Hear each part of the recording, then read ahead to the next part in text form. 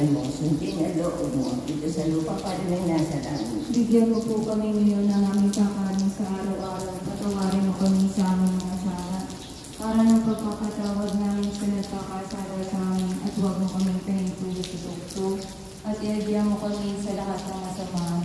Aba, Ginoong Maria, napupuno ka ng grasya, ang Panginoon Diyos ay sumasa iyo.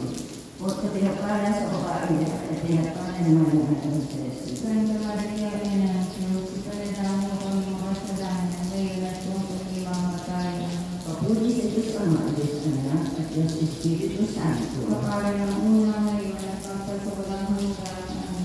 Panalangin kayo sa Miguel Arcangel, San Miguel Arcangel, ang pumiyong isa na banal.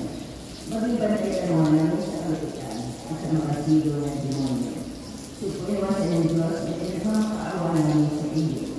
At ikaw, Prinsipe ng Usalan, sa kapangyarihan ng Diyos, sigulid mo sa kailaliwan ng tiyerno sa Satanas at ang lahat ng mga lisip na Espiritu na gumaparal sa sandugat at napakaamo sa mga kaluluwa. Amen. Lord, sa Ama at